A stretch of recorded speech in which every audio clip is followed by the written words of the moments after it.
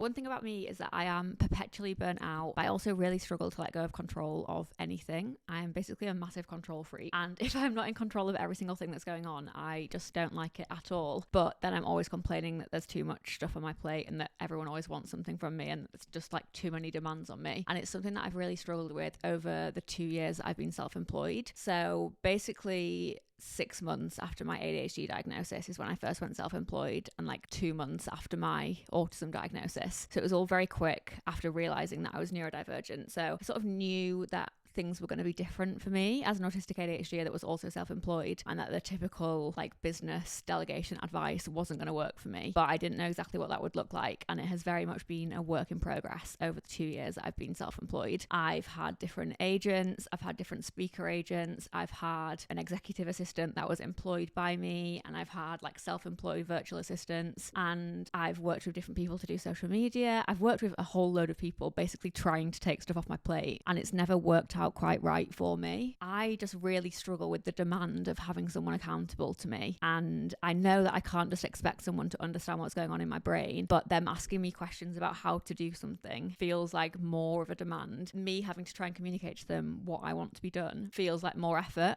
to like put into words what I want to be done, rather than me just doing it myself, because communication, especially when I'm burnt out, is something that I struggle with a lot, especially verbal communication. Yeah, I just feel like it's something that I'm really on a journey with, but I'm finally getting somewhere, I feel like. So I thought it'd be maybe helpful for me to come and speak about it, because it's something that no one's ever been able to really help me with, because all of the stereotypical advice would be to delegate as much as you can, to take things off your plate, to stop yourself getting burnt out, to like share the load. But that doesn't work when you're an autistic control freak. So I thought that it might be helpful that as I'm sort of having these learnings and realizations, I share those with you too, because it doesn't seem like there's much of them out there. The main thing that I guess that I've learned is that for me to delegate, I still need to retain control. So for example, with my management agency that I have now, so they deal with all of my like ads, partnerships with brands, stuff like that. I could delegate more to them. I could have it so my email address on my like Instagram, LinkedIn is their email address, so I don't even have to go through the inquiries. They just go straight to them, they deal with them, and then let me know what's a yes. That would take more work like off my plate, but I can't do that because I don't like not knowing what's going on, so I have to retain the control. So that's like one thing that I can delegate to them once I've decided what I do and don't want to do, but I can't let go of the control of that thing. Whereas times that it has worked with delegation is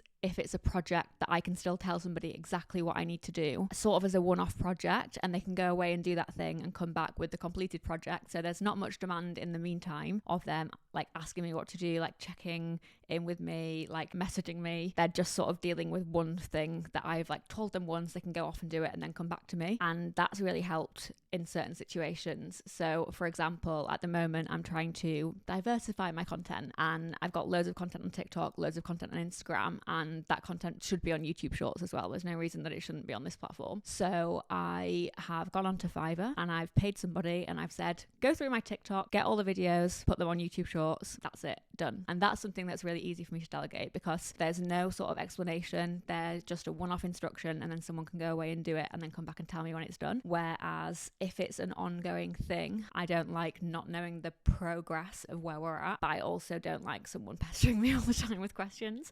So I can't let go of enough control to let someone just completely get on with it themselves. But then I struggle when they're not just getting on with it themselves, if that makes any sense. So it's not the most perfect of partnerships. But yeah, I feel like that's kind of my thing of like, what can I delegate that I still remain in control of, but doesn't require any energy from me? Yeah, I'm finding it easy to do it as I come up with the idea and I find a one-off project for people to do, and they can go away and do that thing for me. And getting comfortable with being really precise with instructions as well. I feel like as someone that has grown up undiagnosed and unsupported, I have sort of by nature become a chronic people pleaser, and that's gone to the point of not even being able to communicate instructions properly, because I feel like I'm telling somebody what to do, which feels like I'm bossing them around, which feels like it isn't going to please them. So I've been to the point of people pleasing that I've been really vague in instructions of just like, just whatever you think is best, like that would be so great, like thank you so much for all of your help. And then I've ended up like redoing stuff myself because they've not done what I wanted them to do. But how could they have done what I wanted them to do, because I didn't tell them what I wanted them to do? So I think that's a really big thing that I've had to come to terms with as well, of like the kindest thing to do is to give someone the clear instructions. Because if I think that I'm being nice by being like, oh, just whatever you think's best, like you just do whatever you think would work here best, that's not kind. kind, because I'm not giving them the information that they need to be able to do a good job. And then I'm going to end up redoing it before I share it anyway, or not sharing it if they've made it because I'm not happy with how it's turned out, which that's not nice for them to experience, that I've gone, yeah, it looks great, thank you so much, and then changed it completely before posting it. The kind thing to do is to be clear and specific and precise and firm with instructions as well, and have the confidence when someone comes back to say, no, actually, this is what I would have done differently and here's why. And then they have that information for next time, because I think that sort of leads me on to the third thing that I find difficult of, I have such high standards for the work that I do, and I know that like it's one of my skills. My content is something that is like innately in me, the ability to market and to know what works well on social media and what doesn't. And you know, it was my job before I started doing it for myself, and I struggle to hand off that to somebody else because I'm like, well, they're just not going to do as good of a job as I would. That's my thing, that's my talent, that's how I've grown the audience that I've grown, because that's the thing that my brain understands more than anything else, is sort of like working out the pattern of what people respond well to and what is going to be well received and what people want to hear and see. And yeah, I struggle to let that go to somebody else because I'm like, well, I'm the one that's built the platform, so I'm the sort of, this is sort of my expertise. But then it's sort of coming to the understanding of, well, how can I coach them to learn that? And I follow Grace, who is a marketing director for Stephen Bartlett and Diary of a CEO, and I've met her a couple of times actually at panels and stuff like that, and she is amazing. And all I think is like, Grace is amazing, but she's not Stephen Bartlett. Like, she isn't Stephen Bartlett, she doesn't claim to be Stephen Bartlett, but she is able to put content out as Stephen Bartlett on an ongoing basis because they've built a relationship in which he constantly gave her feedback at the start and constantly pulled her up if stuff wasn't right and constantly corrected and said, I would have said this and I would have said that. And although nobody that's ever going to help me with my content is going to be me, not saying that I'm Stephen Bartlett,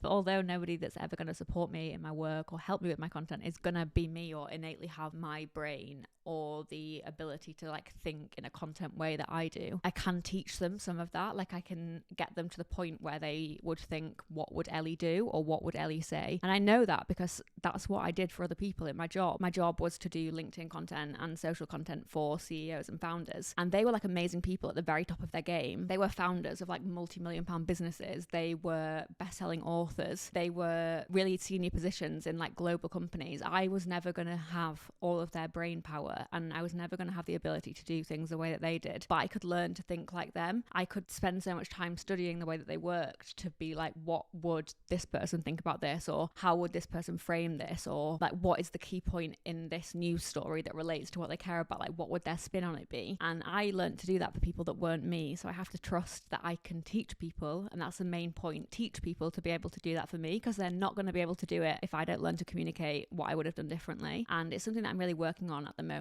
So they're my three things, I think. I can't remember what the second one was, but the first one was delegating, where I can retain control, one-off individual projects where I can just give somebody instructions, they can go away and do that thing, and then they can come back when it's done, and then I can sort of either then go back to them with further things that they could do from that, or I can do the end bit myself if that feels easier. So at least I'm taking something off my plate. So another example of that I've done at the moment is, I know that I've had loads of content on Twitter do really well over the last year, and if it's gone out a year ago, no one's remembered it, may as well reuse it and repurpose that content, or even use it to spark ideas for a video or for a post on a different platform. So I have hired somebody, a virtual assistant, just to go through my Twitter page for the last year and pull any tweet that's got more than 300 likes into a document for me, so I can decide what I want to do with that content. So that's, again, a really simple instruction that I was able to give to that person for them to go away, do the work, and come back to me. And then once they've pulled together that document with all the links, I can then either say, right, will you schedule these to go out once a week for the next however many weeks, or will you put these into this Instagram template so that I can use them as Instagram posts? Like, there's different specific instructions that I can give at that point. So I think that's the first one, of like finding things that I can just give one clear specific instruction, have the project done, and then brought back to me. And then I think the other type of delegation, which is definitely less natural for me, but that I need to get better at, is sort of coaching people to do things in the way that I would do it. So instead of just thinking that I need to be really really nicey nice and tell them that it's great and not really give clear and specific instructions, I can say, thanks so much for doing that. Here's how I would have done it for next time. Or could you just tweak this? Or could you just have a look at this bit? And an example of that I've done recently is Ella, who's been helping us with the Unmasked socials a little bit in their free time. I asked them to watch a podcast that I'd done and pull out timestamps so that I could use those timestamps to make clips for short form content. And they did that and it was great, and it saved me a lot of time of watching the whole podcast. But the timestamps that they came back with weren't exactly where I would have cut it up. So there were some points where the person that I was on the podcast with had asked me a question and they'd kept the question in for context. But I know, as someone that spends a lot of time on social media, that the best way for that clip to be is to cut straight to my answer, because if it's going to a question and then my answer in the time that the question's asked, that's lost people's attention. It's not grabbing them. Whereas if we go straight to my answer and just have the question on screen as like a text hook, that's going to be a lot more effective of a video. And I know that as someone that has done this for a long time. So that's something that I can teach. So I can go back and say, thank you for sharing this timestamp. That's great. I would have done it from this time. So the learning there is the reason that I would have done that. I think that's a really key point of this is why I would have done that. So they can understand my ways of thinking, and then they're able to know next time going forwards, if I ask them to do the same thing on a different podcast, they will know, okay, I know it's better for me to not include the question and just to go straight to the answer, and then I can add it as text. They know that now. I've taught them that once and they know that every time going forwards. Although it might be more energy for me to tell them that rather than just making the clip and doing it, in the long run I've only had to say it once and then they're going to do it every other time, rather than if I'd have just done it myself, I would have had to keep doing it every single time. And I think they're my main learnings, really. It's something that I'm definitely like on my way with, and I'm definitely trying to find alternative things that I can delegate as well, because I think, for example, editing this video is something that I could easily hand off to somebody else, but I quite like doing that. Like, I quite enjoy the process of editing, so it's weighing up like, okay, well, I enjoy editing, but something that I don't enjoy that's going to take up the same amount of time that I'm going to take editing is, I don't know, doing my laundry. So I can take my laundry to the laundrette, and I'm, instead of paying someone to edit the video, I'm paying for a service to do my laundry that buys my time back, that I can edit the video in that time. And I think that's a really like important way of thinking about things that I'm trying to do at the moment as well. So I'll keep you updated on my journey, but please let me know if you have any questions or suggestions of things that I can delegate. Maybe I should do a series of like letting go of control and trying out different things that I can pass on to people and seeing how it goes. But yeah, please let me know below if you have any questions, if you have any suggestions of things I could delegate, and if you have any more ideas for videos that I can do going forward as well, because I think that long form is something that I would like to try out more, and this maybe hasn't been the best start. I don't know, we'll see, but it's a learning curve, and I think it's nice for me to be able to properly chat with you guys rather than like 60-second videos in which you don't see very much of like who I am or the whole story is what's going on behind the scenes. So yeah, I hope this has been helpful. Let me know in the comments if you have any questions, and I'll see you next time.